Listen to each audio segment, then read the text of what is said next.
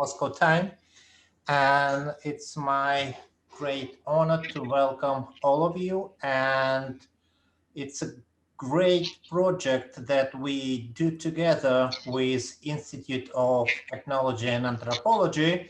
And we welcome everybody who decided to join us here on Nizhny Novgorod State University, Lobachevsky University. We welcome everybody and our colleagues from Moscow, and definitely we are so grateful to see Professor Emeritus of New Mexico State University, Andew Wiget, who has decided to join us and to talk about very topical, I think, subject, because today we are going to talk about American Indians.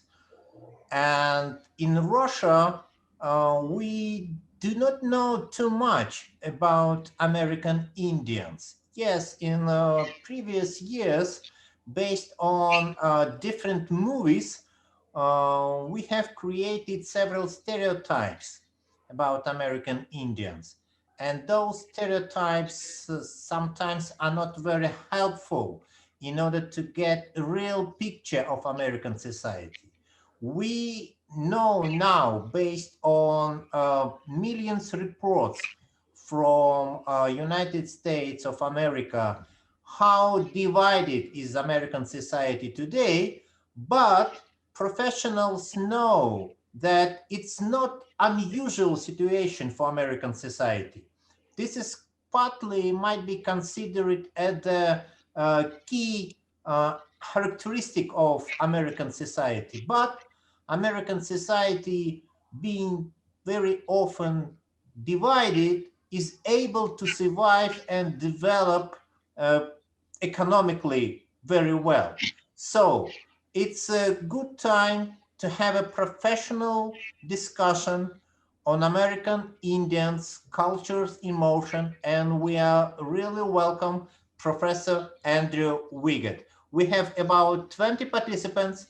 Language is English, and as far as I understand, we have 50 minutes of lecture, and then Professor Wiget will take some questions from audience.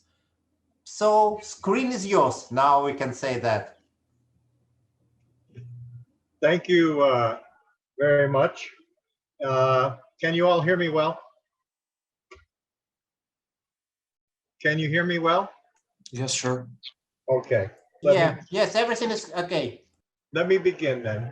I call this lecture Cultures in Motion because I want to emphasize the dynamic nature of cultural change over a very long period of time, and the dramatic changes, especially in the past 300 years. But just as a bit of an overview, there are about 5.5 million Americans who identify themselves entirely or in part as native. We have, simply statistically, 574 federally recognized Indian reservations, and altogether they account for about 2.5% of the United States land.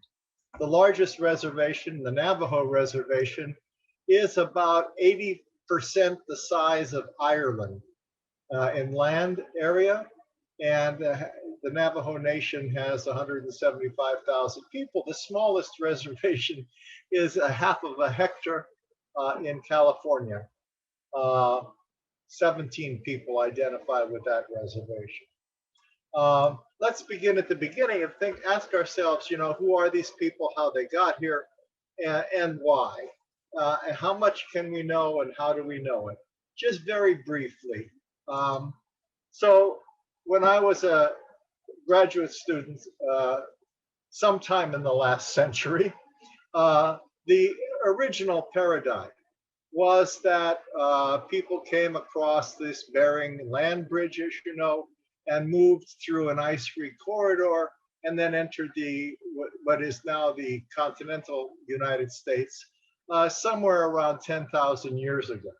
This is called the Clovis paradigm because a Clovis spear point was found embedded in the rib of a mammoth,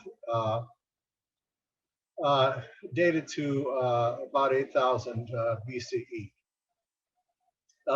Later, that paradigm was revised in terms of three migrations, a major one consisting basically of a group that was the forebears of most American Indians, North and South America, and then a second group, the antecedents of the Diné people of northern Athabasca, and then Navajos and Apaches, and finally somewhere around 3,000 or 4,000 BC, Inuit and other northern Arctic peoples. Still coming in through a land corridor.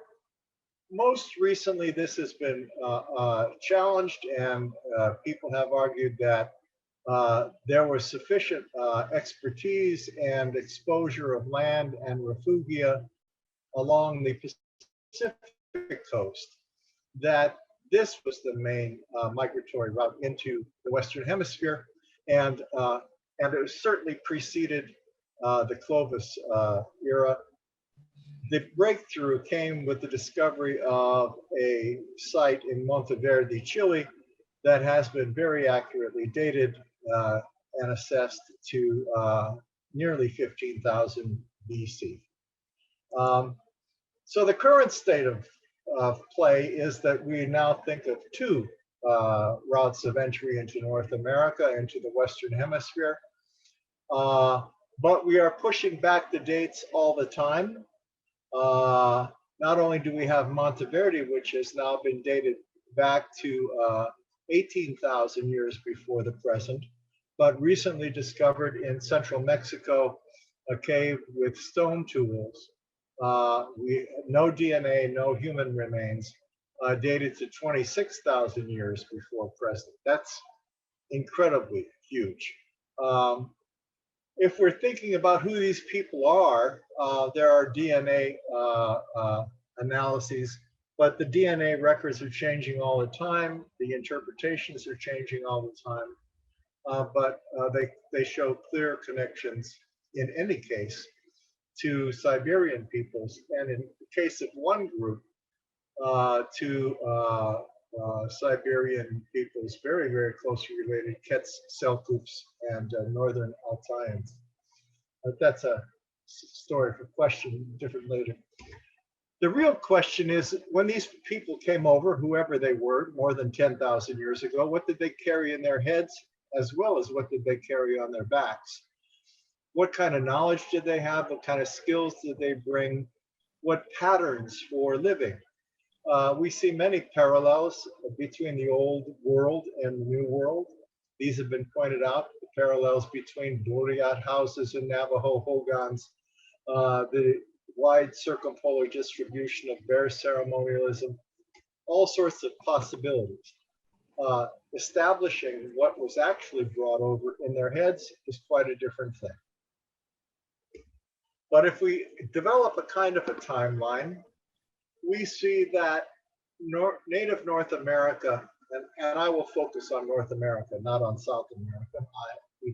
There's a limit to what I have been prepared to speak with some confidence about. But in terms of native North America, these earliest colonizers, we call them Paleo Indians, were big game hunters who worked principally with the atlatl, the throwing dart, hunting and spears, hunting big game, whether bison or mammoths. And they were succeeded at the beginning of the Holocene period, which is a period of rapid warming, by a number of very local adaptations, different subsistence types, depending on whether they were in the more tropical and semi-tropical warm southeast, or the desert southwest, or the wooded north. And we call that period the Archaic. It lasted for a very, very long time. until in the, we can speak here more confidently of the eastern part of the United States, a woodland period emerges in which people begin to practice some agriculture, some trade, and settle in villages, which eventually lead to this Mississippian formation, which we'll talk about in a bit, which was very, very highly developed and complex culture. That brings us up to the proto-historic period, which is the name we give to that period just before colonization, which is in the memory of oral history and in the earliest documentation. Basically, say 15th, 16th, 17th centuries. And then we come into the historic period where we have not only oral tradition, but we have documentary records by colonial powers. If we take a look at the language families in North America, it's very striking that north of the Canadian Shield, this is the, it's called the Canadian Shield, this is the bedrock granite that was exposed by the withdrawal of the glaciers. And this is really the area of the taiga. North of that, we see very few major language families. But if we go to the more temperate, warmer climates to the south, we see a huge number of language families. And so we see already that the cultural and linguistic adaptation corresponded to the various ecological niches. And where there was more variety of ecology, we had possibility for more variety in cultural formations. There's a problem with all of these maps, of course, and anybody who's done any work in anthropology knows there's a problem with maps. The locations reflect the people where they were at the time when they were contacted, not the archaeological time. They're usually based on a single criteria, in this case, language family. And the boundaries, you know, when you draw maps, you draw very sharp lines, but we know that in fact there's a lot of blurriness, a lot of overlap, a lot of indistinct boundaries here. The same thing goes with the idea of tribe. If we look at this map of California, we see many different tribes supposedly occupying California at different places. But of course, all of this depends on what we call a tribe. And it's very common today to hear people talk about Indian tribes and Native American tribes, and Indian people themselves will use this language. But from an anthropological point of view, a tribe is an operational definition. By that, it means something that we use as part of a discussion. It does not necessarily reflect a specific kind of phenomenon on the ground. So you have to be very careful when you talk about a tribe. A brilliant anthropologist in 1975, Morton Fried, published a book called The Notion of Tribe, which demonstrated that almost no matter which American Indian tribe you identified, whether you were talking about them genetically, there was a high rate of intermarriage. If you were talking about language, many tribes were at least bilingual, many were trilingual. There was shared ritual culture, shared material culture, sometimes shared political leadership, even shared territory and resources, so that with all of this overlap, one has to be very, very careful not to fixate on the notion of tribe. Fried went so far as to say tribes are not an elemental form of social organization at all. They're actually a secondary social formation that results from the way in which bands of families responded to colonial or external pressures. And if that sounds a lot like the notion of ethnic boundaries, That's exactly where anthropology tends to be going today, and talking about Indian peoples. We talk about them as peoples, we talk about them as ethnic groups. We don't invest too much in the idea of tribe as some kind of fixed social reality. So before colonization, this was something that I prepared a while back in talking to other group, but it's really interesting to look at the difference between Native Americans and Native Siberians. So Native Americans basically entered a vastly more varied environment, which led to more very traditional economies. This was not true in Siberia. There were many, many diverse peoples, a lot of very local and distinct adaptations. There was, in many places, a very, very high population density, which it never obtained anywhere really in Siberia, the far north or the far east. And probably the biggest difference are the last two. That is, in Siberia, there was regular contact with Chinese and Indo-Iranian, Turkic, Mongolic influences, with exposure to Eurasian diseases, and the adoption of useful technologies like metal smithing, working with churning metal and so forth. None of this was common in North America. There was no wheel, there was no metal smithing. This made a big difference. So did the lack of exposure and developing immunity to many diseases. So the Archaic period, which is this long period from approximately 8,000 BC up to, depends on where you are, but let's say 500 AD, was a period that was characterized almost everywhere by big game hunting and small family settlements. But what we start to see in the Valley of Mexico and elsewhere is the emergence of agriculture. So we see squash, maize, the teosinte, the antecedent of today's corn, beans, cotton, and in South America, potatoes, tomato, and so forth, all being domesticated fairly early, to the point that certainly by in central Mexico by 1500 BC, we have a lot of agriculture and agriculture-dependent communities.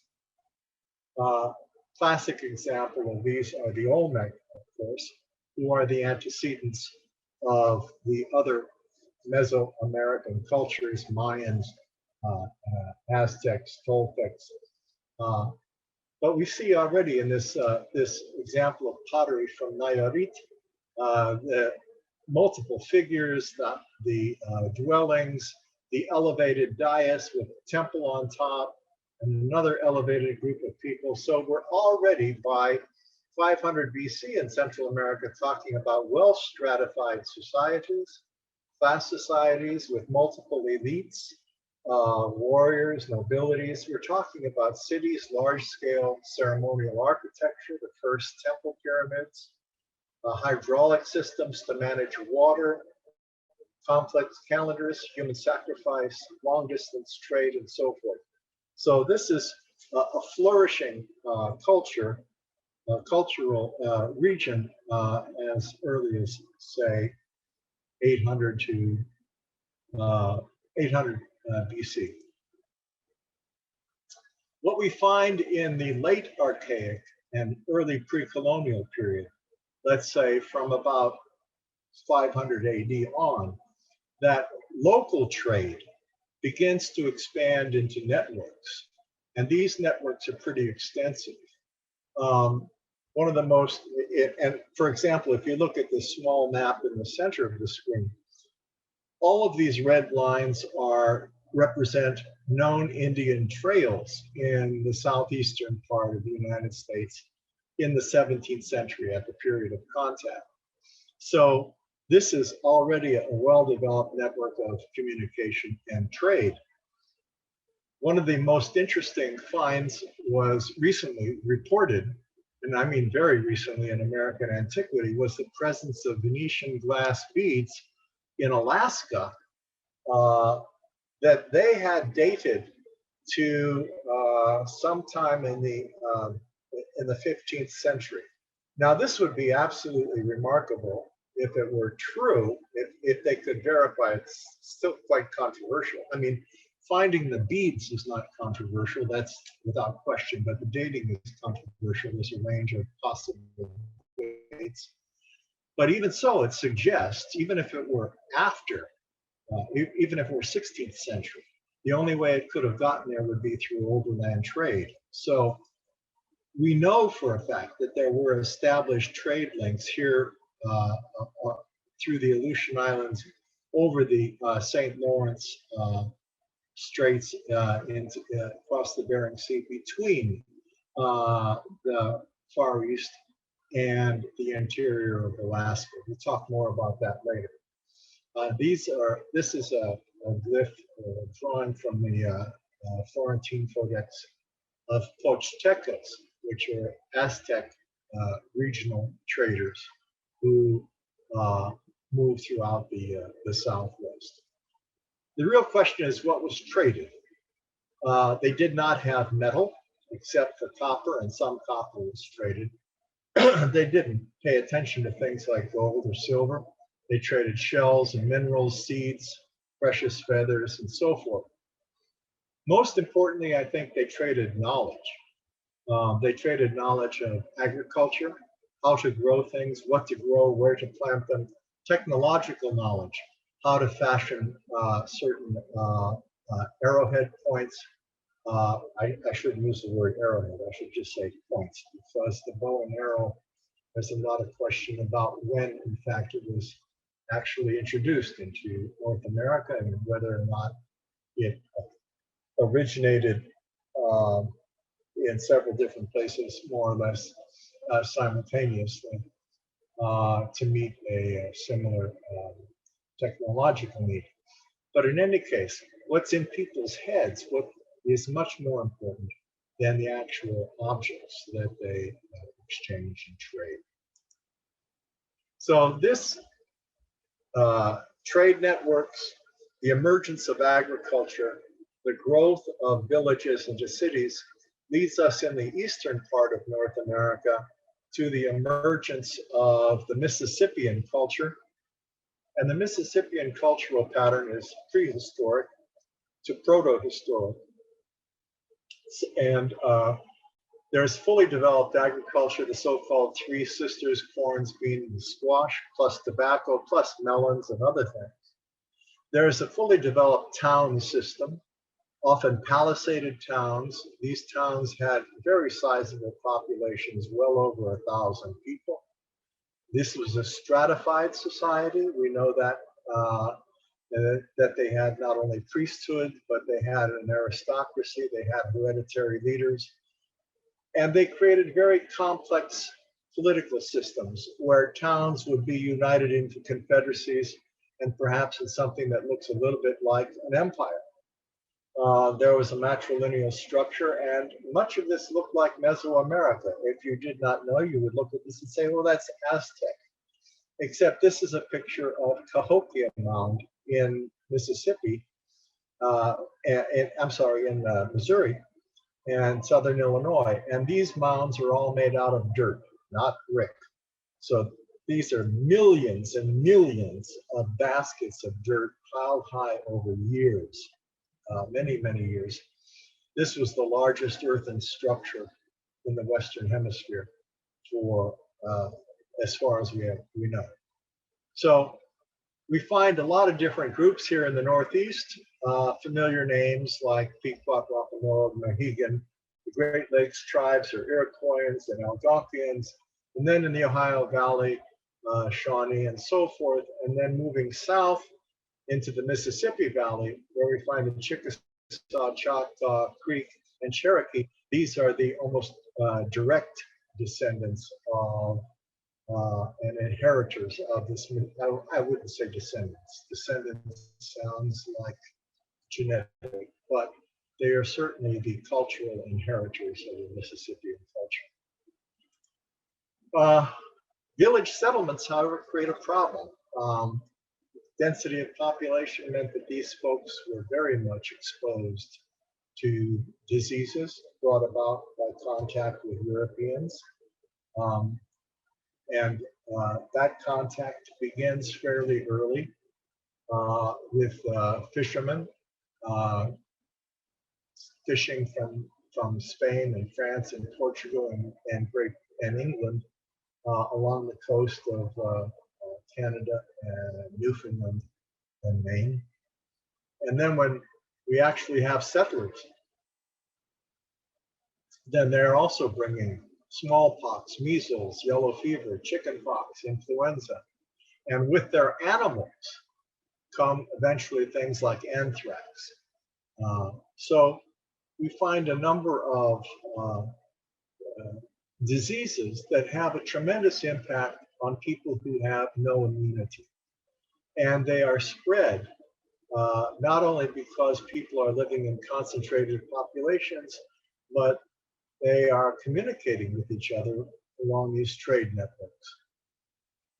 And this is true not only in North America, where we have what is called settler colonialism, where people come to actually settle and live, but in Central America and Mexico and in South America, where we have what we call resource exploitation colonialism, which people did not come originally to settle, but to take away the resources, similar to Siberia. So if we look here at the historical record for New England, we see references just in Massachusetts alone to a whole series of epidemics that are emptying whole villages of people in the 17th century. While the village culture of the inheritors of the Mississippian culture, while the village and densely populated regions of the East made a certain productivity and economic wealth possible, it also created the conditions for disease and depopulation. In the Southwest, the desert Southwest from northern Mexico to the southern part of the southwestern part of the United States, Arizona, New Mexico, we find people begin to live in pit houses. Here in Siberia, we know them as zemlyanka. This is very, very similar kinds of things in the first part of the current millennium. But by 750, 800, 900 AD, they are living above ground. They are making what are called unit pueblos, from the Spanish word pueblo, meaning village. And very quickly, within 200-300 years, these pueblos, these unit pueblos, are joining together and creating very, very large structures with large ceremonial structures called kivas. And I would point out to you the beautiful, this is all dry laid stonework. That is, there's no masonry, there's no cement or mud or mortar in between these, built in between these stones. So these are fantastic cities linked together by networks of roads and trails throughout the Southwest. The biggest of them all in Chaco Canyon, New Mexico, was 5 stories tall on its back wall. It had more than 650 rooms, and until 1888, it was the largest single building in the United States. And yet, this building structure, virtually none of the rooms were living quarters. We know that because there are no fire pits anywhere. There's no residue from eating or cooking. So what was this place for? It seems that it was probably a ritual center, a very important ritual center. In the middle of a valley, this long valley here, in which there were many such ritual centers. And Chaco Canyon then suddenly, this suddenly collapses. It's abandoned. People move away. And no one really quite knows what happened. Did the central authority that was holding all of these small communities collapse? Why did it collapse? There's no evidence of outside aggression or warfare here. There's no burning of structures. So why did it collapse? The biggest, I should say the current argument, is that, and maybe the most persuasive one, is that a drought, extreme period of dryness that came into this region put real pressure on the outlying communities that were linked to this center community by supplying them with corn and food. And so the failure to adequately feed and distribute food in this community led to the collapse of the social organization. And what we do know, and we can trace it by archaeological exponents, is that the people who lived in Chaco Canyon moved out from Chaco Canyon into other areas, into the Hopi in northern Arizona and into the northern Pueblos, and even into southern Colorado, where they created these cliff-dwelling homes. And then that period ends very, very quickly. I mean, it's almost to see these magnificent structures and to realize that people built them from nothing, occupied them, and then left them and abandoned them all within the space of 200 years is very, very difficult to accept, but that's the archaeological evidence. So something very extraordinary happened, and it seems to be a matter of ecological pressure, forcing people to move back into smaller and smaller groups, into more remote areas to sustain themselves. So these archaeological cultures move out of the Chaco region, move out of these larger settlements in northern Mexico, and become the different village Indians throughout the Southwest, from the Hopi to the Zuni to the Acculturation Pueblos. What about the other Southwestern Indians everybody knows about, the Apache and the Navajo? Well, they are not native to the Southwest. They come to the Southwest probably somewhere around 1400, just before the Spanish arrive. When the Spanish arrive, the Spanish come and begin to subjugate the Pueblos, and when the Pueblo Indians flee into the mountains, the Apaches and Navajos are there. Apache and Navajo become local variants of the northern Athabascan culture. And this northern Athabascan culture, which by the way was a mountain culture, looked a lot like, for instance, our Mansi or Kamini Tunguski Evenk culture, taiga culture. These are taiga cultures, but they come into the desert Southwest over not a very long time of migration, probably a couple of hundred years of migration to come to the desert Southwest and learn how to adapt to the desert Southwest from the local village Indians who have 1,000 years of survival history. If we look in the far north, in Canada, we see the impact of the fur trade. Not only the French and the British, but also the Russians, and it's an intercontinental trade. So these are taiga hunters and taiga foragers, who up until the advent of the colonial powers basically lived on hunting los, and alien and fishing, and and we're not terribly interested, by the way, in furs except to clothe themselves. But this becomes a trade item, and as it becomes a trade item, and as that trade item creates a new way of thinking about our relationship to the environment, so that the environment becomes something that has things we can sell and trade, then that has an impact upon how people think about their land. And the creation, the first time we can think about individual families claiming hunting territories as their own.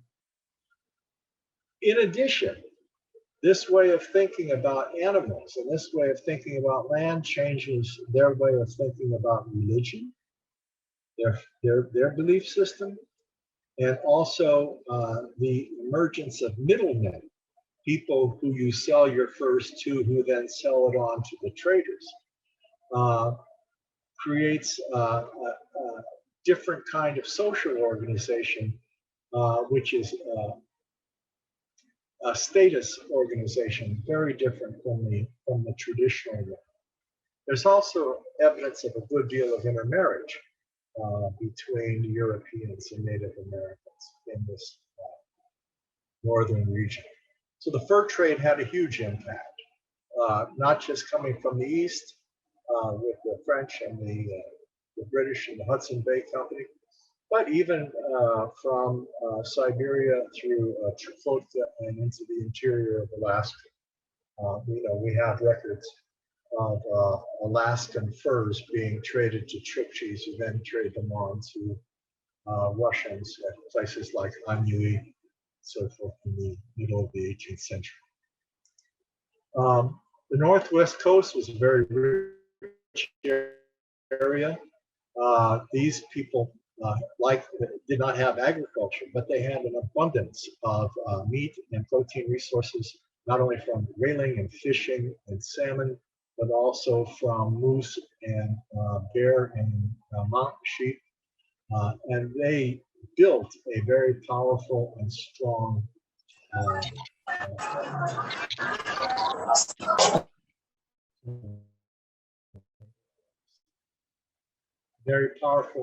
culture based on maritime resources.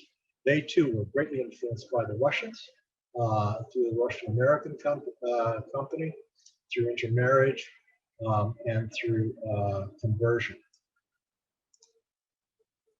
Let me go back there just a minute to the previous slide, because I wanted to point out something that there is fairly good evidence that that some of the elements of Northwest Coast culture, like the use of slat armor, wooden hats, and so forth, some of the ornamentation, is part of a general North Pacific regional exchange, probably through the Aleutians, and that this might go back, not only go back before contact, but this North Pacific exchange might have persisted long after contact as well.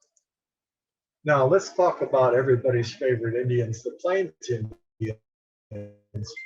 And if I may just point out to you through a series of maps a couple of things. First of all, at the earliest level, you'll notice that the plains are relatively empty. This is between the Rocky Mountains and the Mississippi River Valley. These plains are empty. Nobody's really living there, and the archaeological record is pretty clear about this. But what happens is that Indian peoples living in what is the Ohio River Valley and along the Great Lakes moved out onto the plains seasonally and eventually relatively permanently in search of buffalo. If you look at this map down here, you can see that in 1795, we had buffalo as far east as Pennsylvania.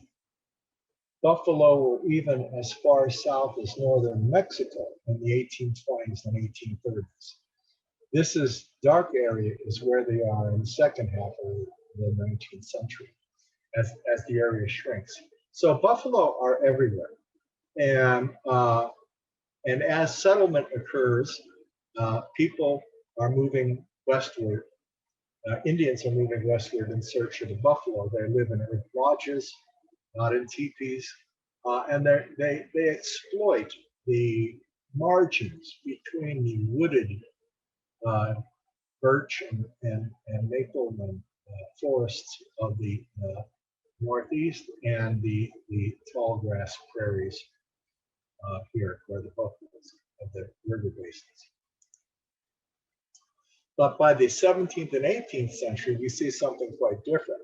We see that these Indian peoples are being pushed out onto the plains. They're being pushed out by warfare as these Eastern tribes come in contact with European powers, the French and the English.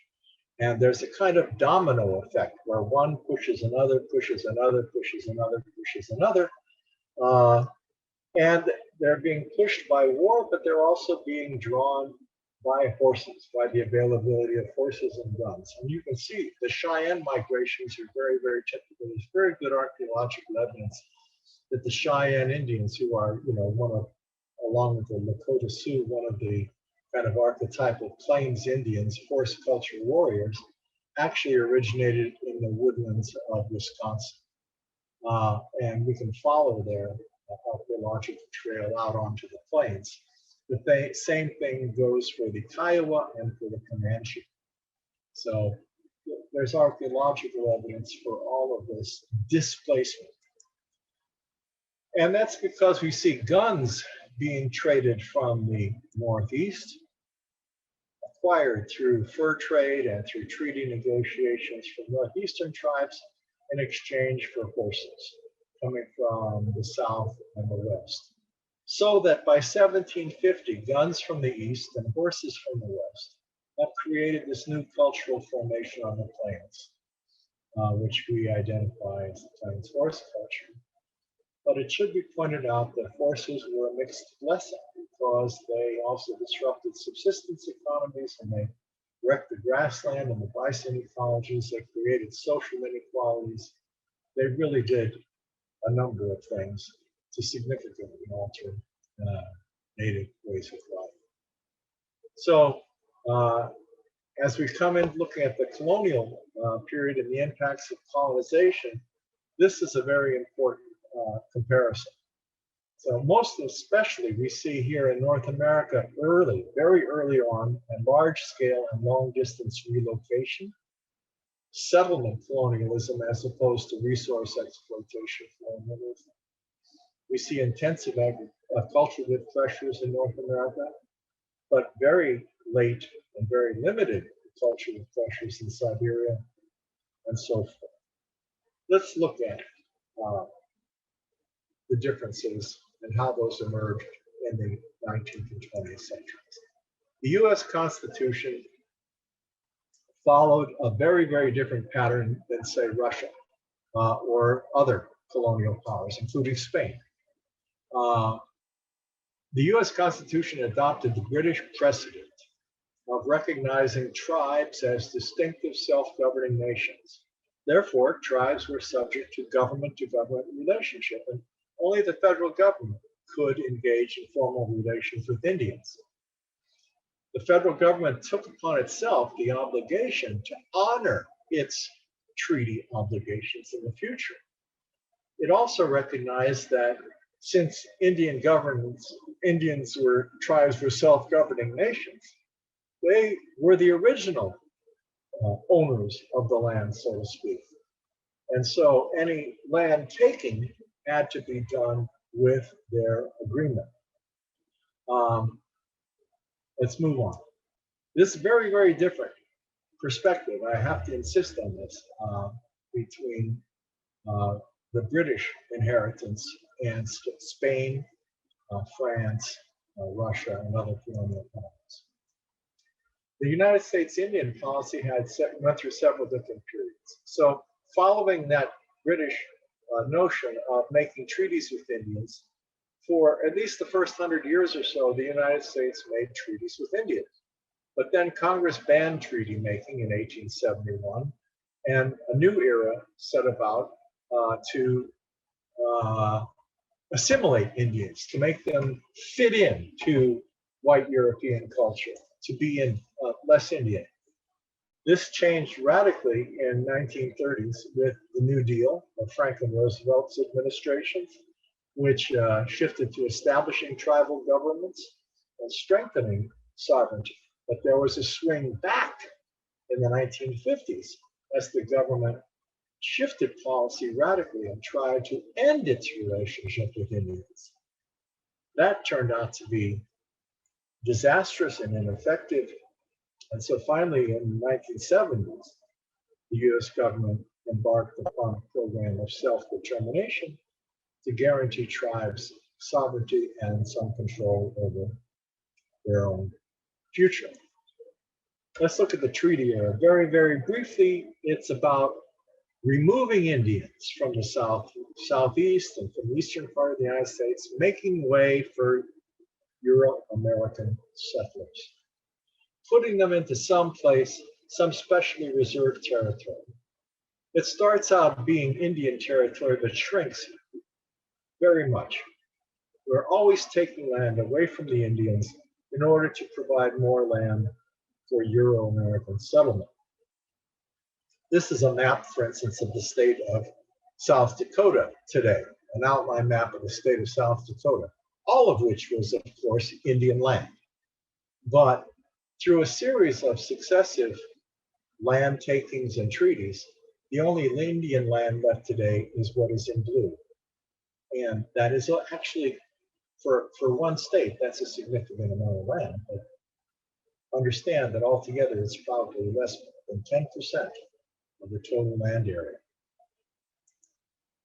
After the Civil War, the United States government felt itself unchallenged militarily, having subjected the Confederacy to surrender, and thought that it did not, and having militarized and created forts throughout the whole Western United States, felt that it no longer had to make agreements with Indian tribes. Indian tribes should do just what the government wanted them to do.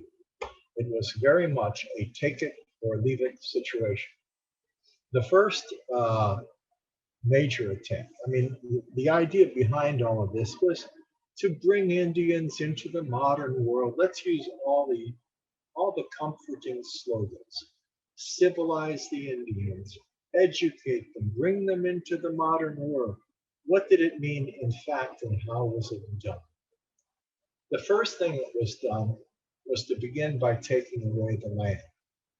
The idea was these Indian peoples occupied land communally. They never had private property. They never even considered that they owned the land. They were using the land. Well, they use a lot of land. So let's tie them down to a specific piece of land. Now, okay, so then we had a reservation, but you saw what happened in South Dakota. Little by little, the reservations got smaller and smaller.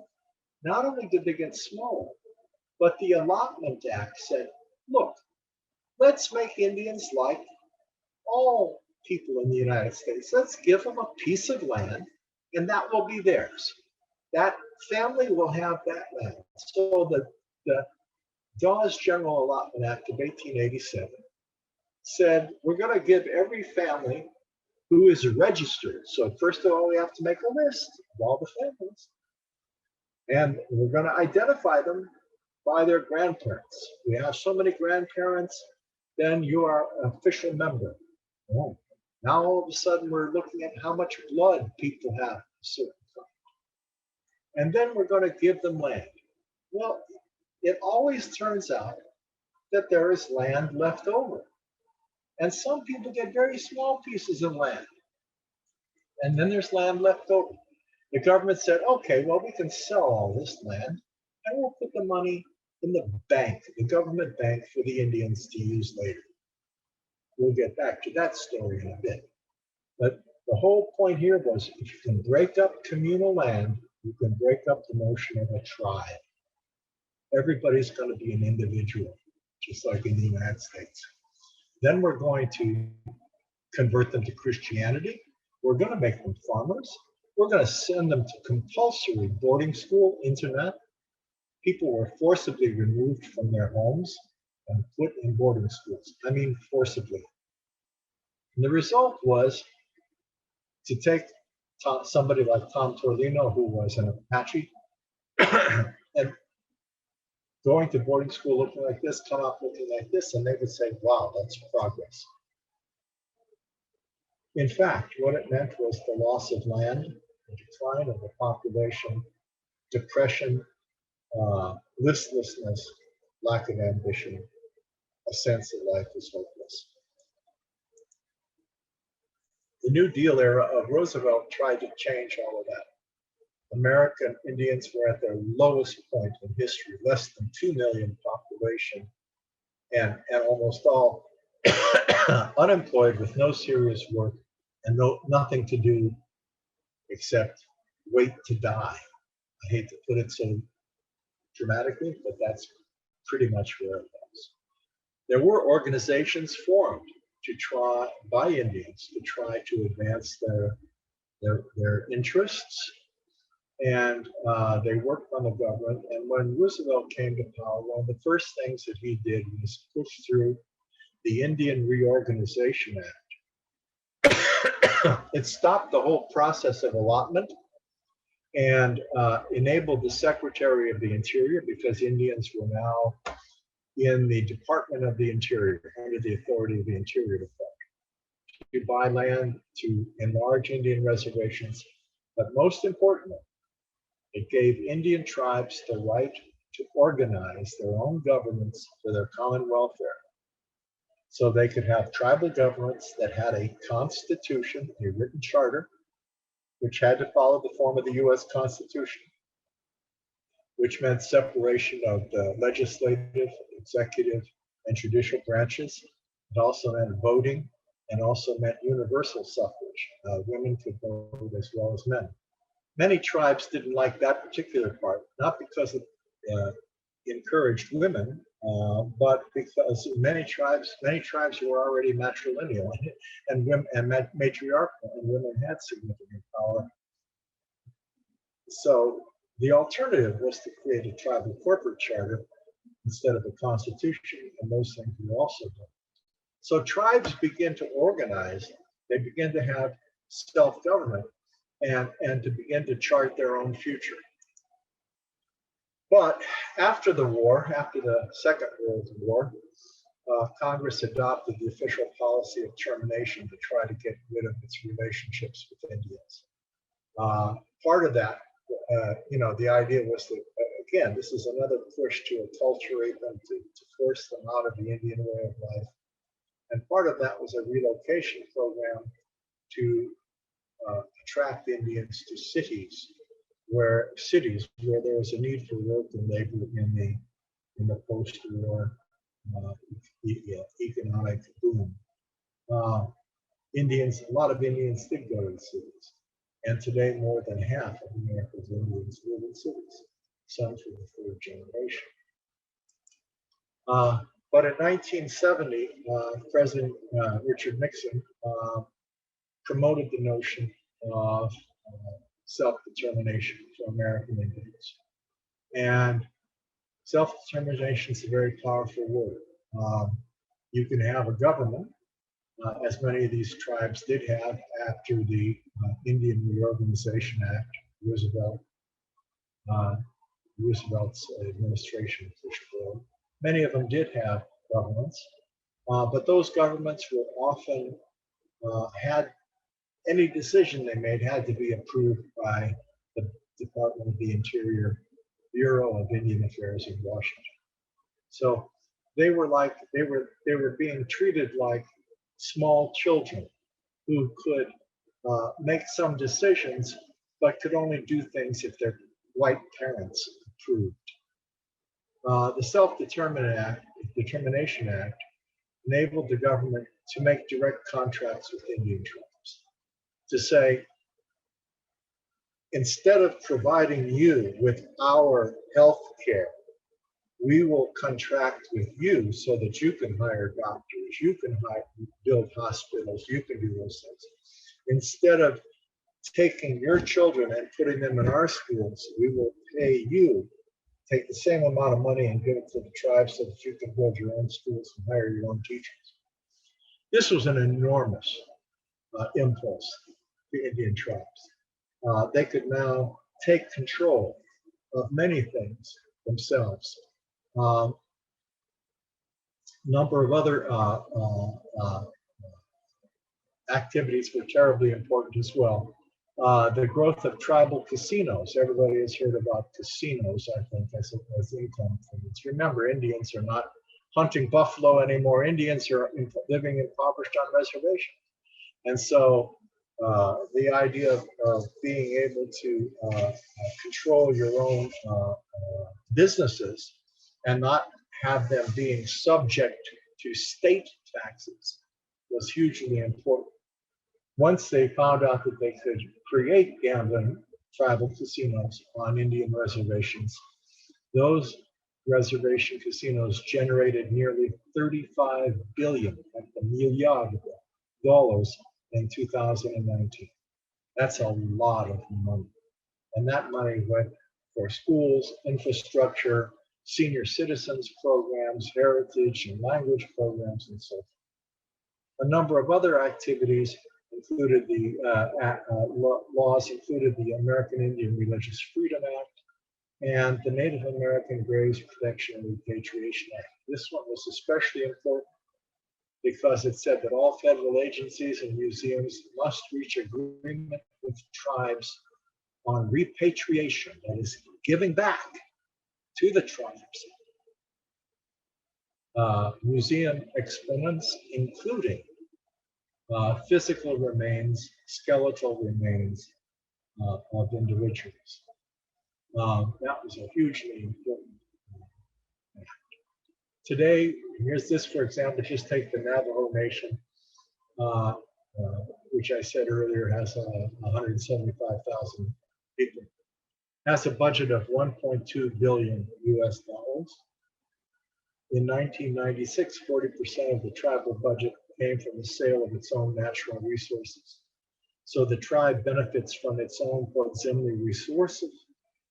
But it's also important to point out that these industries are declining in value. They've closed this coal plant, for instance, this energy plant. These industries consume water, and they have huge environmental health outcomes. So that even though they control these things, they also, you have these resources, but you also have all the problems that go with them.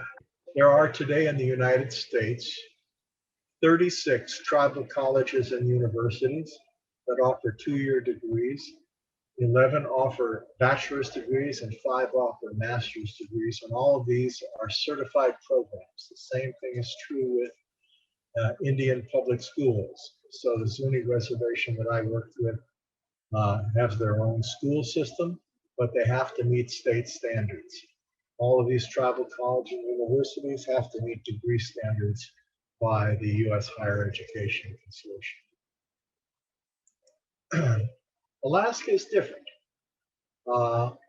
Alaska Native Claims Settlement Act, instead of setting up reservations, set up regional corporations. These corporations lease or sell natural resources. The corporation's board of directors is elected by all of the eligible residents, native residents within a particular area. And within that particular area, the only land that can be equivalent to a reservation is something like a village, very, very small. Though they have control of the resources in this area, the actual land that they hold for sure is the village land. There were a lot of unsettled claims after World War II. Congress passed several laws that enabled tribes to sue the federal government. The first was an Indian Claims Commission that said many treaties did not give us the full value of the lands that we used. so we could sue the US government for that. Then to get full value. Then we could get compensation because the US government failed in its responsibility to take care of Indian land. Or remember I told you about allotment and the sale of Indian lands and went into the government bank. Well, it turns out that that bank, that government fund was quote lost, unquote. And when Congress found out about that mismanagement, they enabled the tribes to sue the federal government for that. And about $3.5 billion was allocated as compensation. Canada is different than the United States in this respect, and I'll almost finish up here to say that in Canada, they went through a series of large area treaties. These are the numbered treaties in pink, covering this whole area. And these treaties were not made with individual tribes, but with all the people within a region. In exchange for that, people got some cash. They were allowed to keep their village land, and they were promised the right to hunt and fish on all the land that they gave up that was not used for settling, lumber, or mining. Well, guess what? That doesn't leave much. So in Canada, most of the actual reserved land is very, very small, the size of a village. If you compare Canadian reserves to American reserves, remember we were just looking at South Dakota.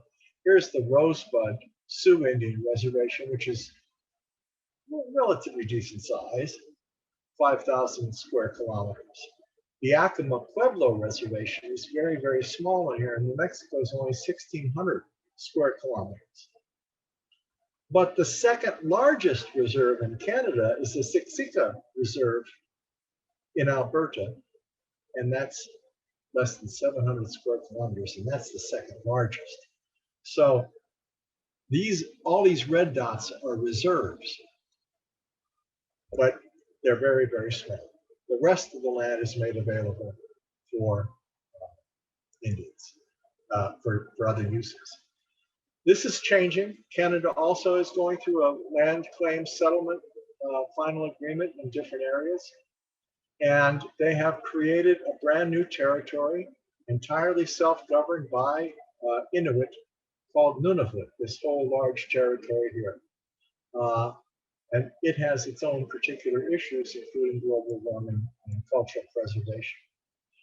Indian resistance in the United States and Canada has gone public and has been very important in pressuring, always in pressuring the US government to recognize, not to get anything new, It's, never is it about getting anything new. It's about making sure that the government lives up to what it promised in the first place. And that's true in the United States, and it's also true in Canada. We also see, since 1970, we've seen a really renewal of American Indian culture in new forms that include everything from fiction. Scott Momaday's Housemaid of Dawn won the Pulitzer Prize for the best novel of the year. Films, movies, even video games, art. All of these things are taking on new forms in which old traditions are united with new forms. Let me just give you one example, and this will be very, very brief, but I think you might find this a little bit entertaining.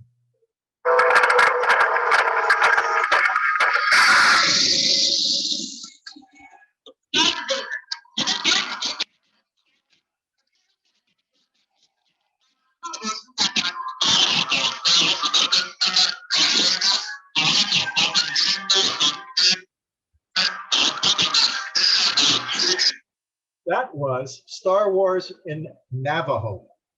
Finding Nemo has also been translated into Navajo. So, Indian people are using contemporary Western forms and adapting them to their cultural values and ideals. But there are problems. This is the coal sands mining in Canada. The pipeline issues are huge, protecting water. COVID is hitting the Navajo reservation and many other reservations extremely hard. Missing and murdered Indigenous women is a big issue. More than 9,000 Indigenous women in Canada and the US are missing. Many of them are found murdered and sexually violated. Language and cultural preservation is an ongoing issue. And again, they are adapting things like using contemporary forms, in this case, a digital atlas, where clicking on a site will link you to a story and all in the native language. And we do, they do have their heroes. There are Native American astronauts. You might have heard that NASA has landed an exploring robot on the moon. A Navajo was deeply involved in one of those in that project. And many of the features on Mars now have Navajo names. And you might have heard that in the current administration of President Biden, the new Secretary of Interior, Deborah Haaland, is a Laguna Pueblo Indian woman. So 170 years after this white supremacist was named Interior Secretary and vowed to get rid of all Native Americans, we have a Native American woman as Secretary of the Interior.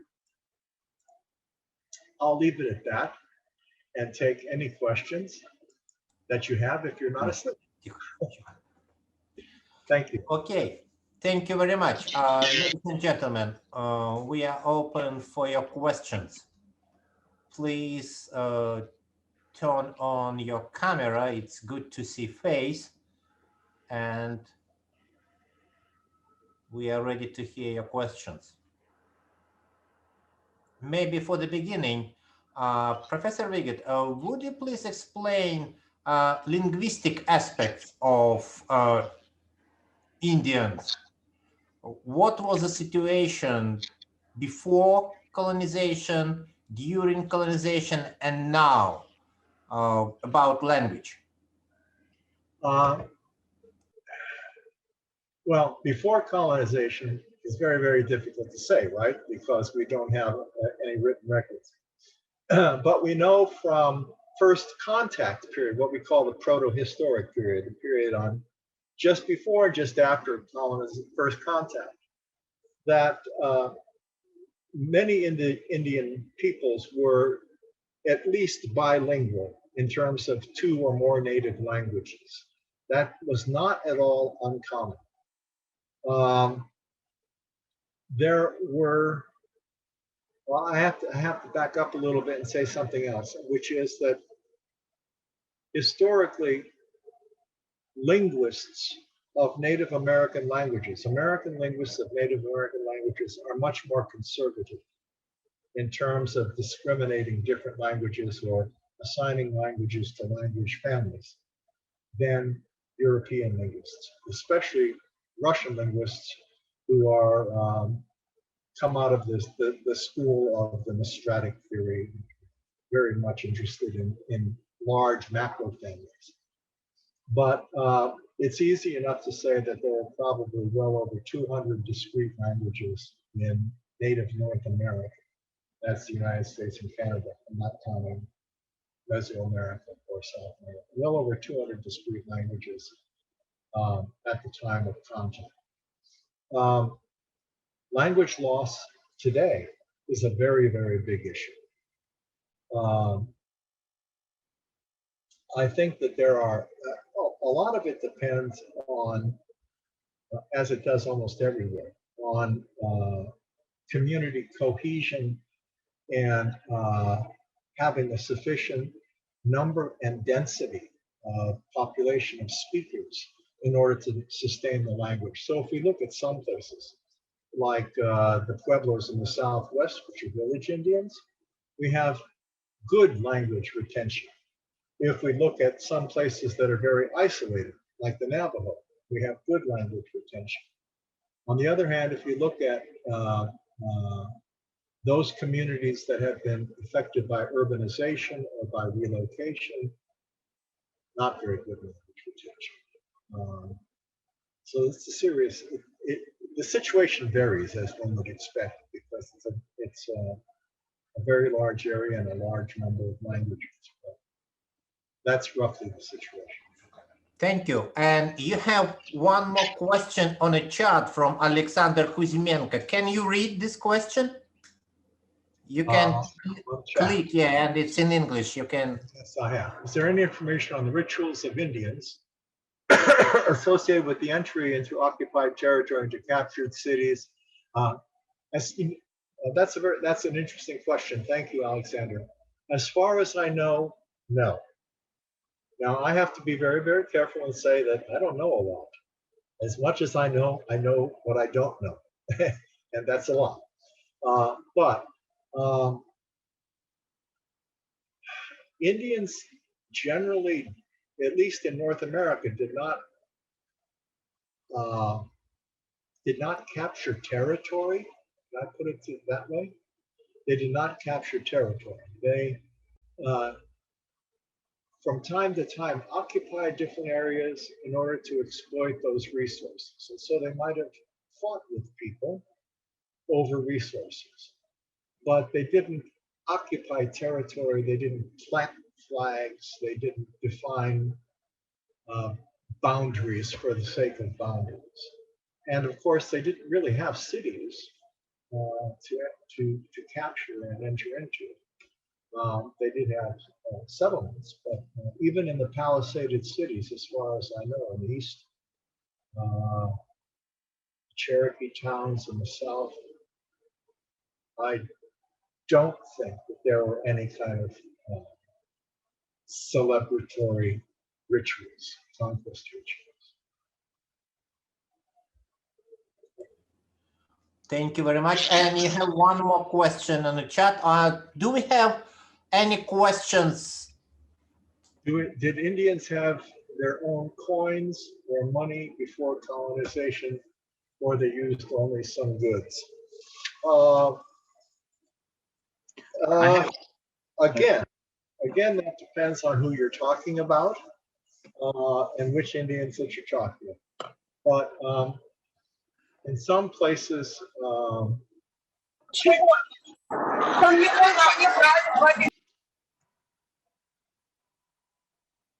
hello? Yeah, go ahead. Sorry for that. That's okay. In some places, it seems that shells might have been used in trade, but mostly this is a kind of bartering system. Even when we talk about fairly advanced trade, say for instance in the 13th, 14th century, when we talk about Aztec traders in northern Mexico, it's a kind of bartering system. So no coin, no coinage for sure, because they didn't have any metalwork at all. Thank you. Ladies and gentlemen, more questions? Oh, yep. I have one.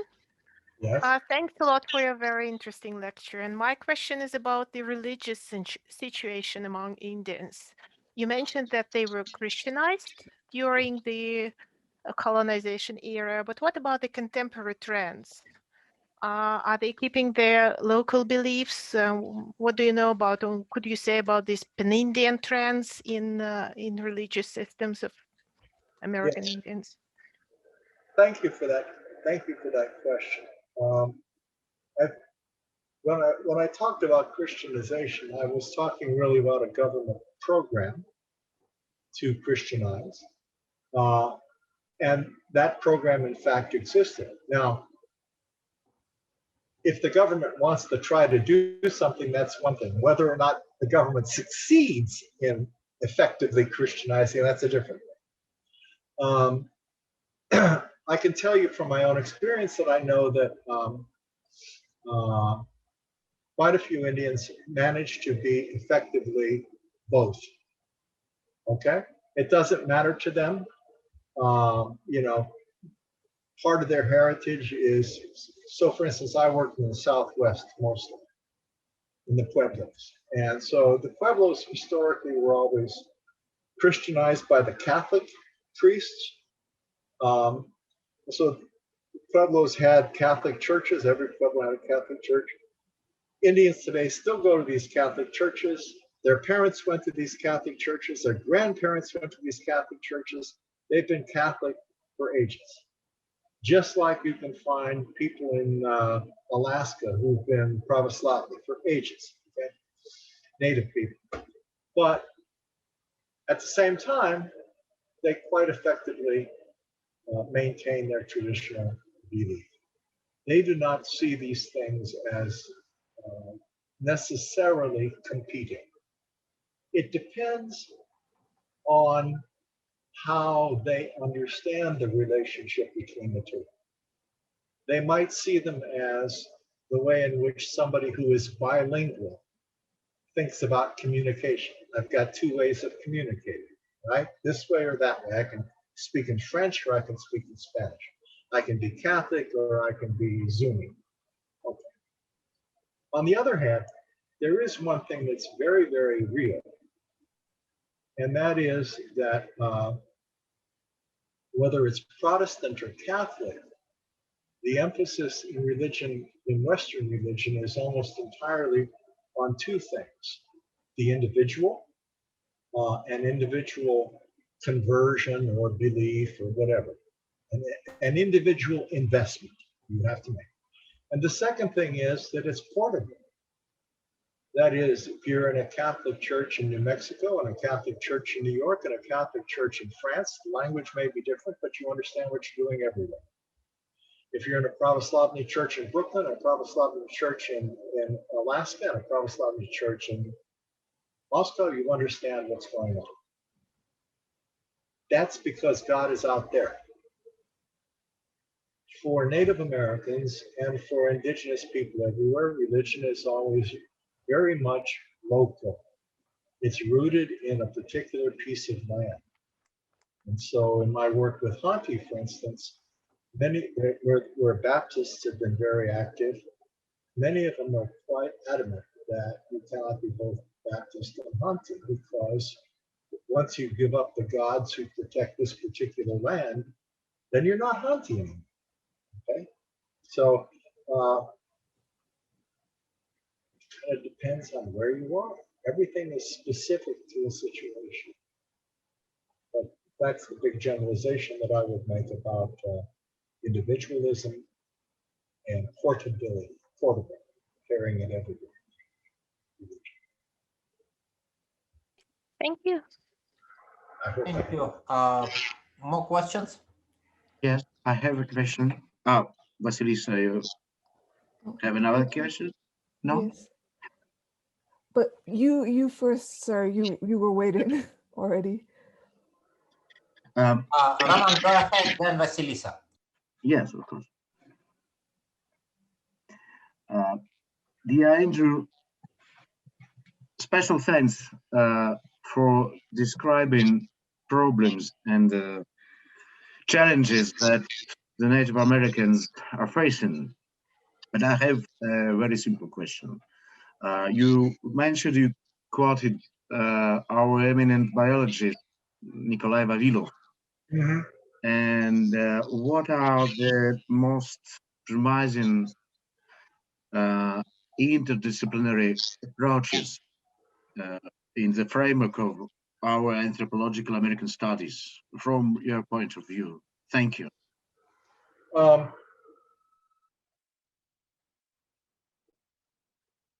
I think one of the things that's happening right now in the United States and to some degree in Canada, several things.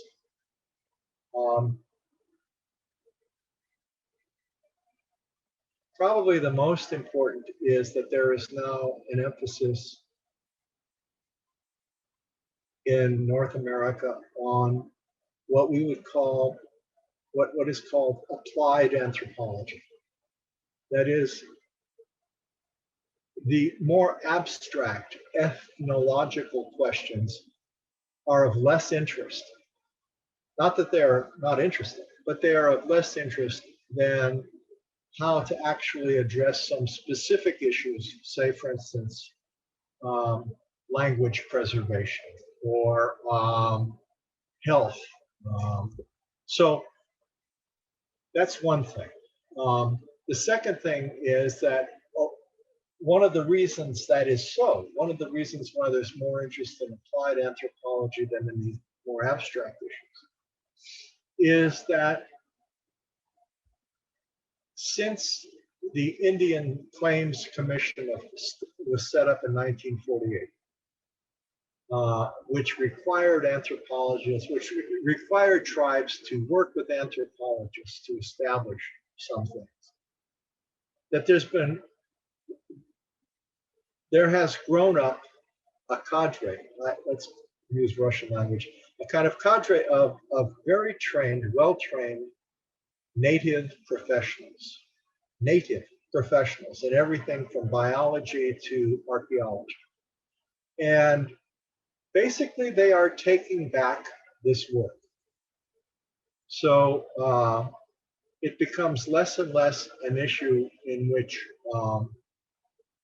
European or American and Euro-American anthropologists describe indigenous people, and more a situation where indigenous people represent themselves in science. I'd say the biggest areas today have to do with things like traditional environmental knowledge and the way traditional environmental knowledge affects planning for land use or other kinds of issues. So that, you know, one of the current issues right now in Russia is ethnological expertise. Well, the question is, how do you do that? And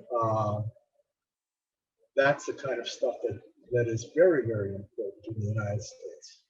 So the relationship between traditional environmental knowledge, which requires cooperation between anthropologists and folklorists and native people to understand what that is, and then how that gets transferred into planning, project planning. That's a big issue. Land is always a big issue. Water is a big issue. Healthcare and the distribution of government services. All these are big issues. So these are not, and they're not abstract issues. They're very, very concrete and specific kinds of things. I'm not sure that I answered your question, Roman. Maybe if I didn't, you could help me understand it better. That's what I see are the big issues right now. There is no kind of larger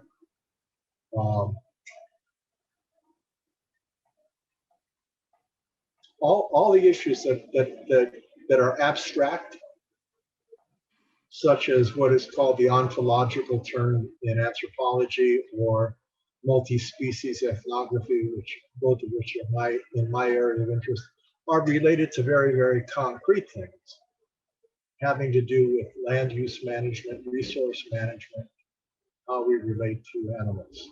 So, thank you. So I have Vasilis in my list. Do you have more questions? So Vasilisa is your final question for tonight, please. I was just interested, some time ago, I had read some articles about how Native Americans who lived in the coast, I believe it was closer to Canada, had used like their native agricultural practices of clam farming to create a sort of sustainable food source for themselves. And then later I was aware that in Canada, there were some problems between native use of, let's say, I believe it was lobster fishing versus like more corporate lobster fisheries in the area. And I just wanted your opinion. Do you think that native ways of helping to preserve food systems and ecodiversity, do you think they can be applied to useful policy, or do you feel like they can sometimes be maybe co-opted for exploitation, or your own unique opinion on this? That's a really, really smart question. Thank you, Vasilis. That's a very smart question, because I think it's very easy to imagine, again, going back to the rector's opening remarks, it's very easy to imagine a stereotypical Native American who always is concerned about the environment and so on and so forth. And we know from the fact that indigenous people are not automatically conservationists or careful with the environment. We know that for a fact. Not only archaeologically, in fact, but even contemporarily. So over-harvesting of species is not unknown among Native people. But your question is whether or not, so if I understand your question, it's whether or not such knowledge, traditional knowledge, could be useful in planning some kind of conservation regime, and the answer is yes. I can give you some very, very good examples in the Northwest Coast, for instance, among the Haisla people and the Haudenosaunee people in Canada. If you want, my email is there. If you contact me by email, I'll give you some references to that. And you're right about the lobster fishing. This is in the Atlantic coast of Canada, in Newfoundland, and where that's a big issue. The question is whether it can be co-opted. Also, the second question, whether it can be co-opted. I think, yes, it can be co-opted easily enough. Whether it has been, I don't know. But certainly, I mean, you can always manipulate that image of the Indian as a conservationist for political purposes, for political and economic purposes, right? So it's easy to do. Yeah. Thank you. Sure, thank you. Okay. Send me an email so that I can, Vasilisa, send me an email so I can send you those references. Thank you, of course. Okay. Ladies and gentlemen, one more question. Yes, I want to ask, or maybe it would be on my remark. Professor Wiget, I am very grateful to you, of course, and for your comprehensive lecture on Indians of Northern America. And my remark is on the position that Constitution of United States established the practice of concluding treaties. To my knowledge, the only mentioning of Indians in the Constitution of United States is about Indians not paying taxes. And the practice of establishing treaties was connected with Northeastern Ordinance of 1787, which was established a little earlier than United States Constitution was adopted, and then by several laws of United States Congress. Mm-hmm. You remember that in 1871, when that practice was terminated, it was not required any amendment to United States Constitution. Right. It was abolished simply by law. Right. Mm-hmm. Right. Absolutely correct. It's Article 1, Section 9 of the Constitution in the Commerce Clause that gives the federal government the exclusive right to treat with Indians.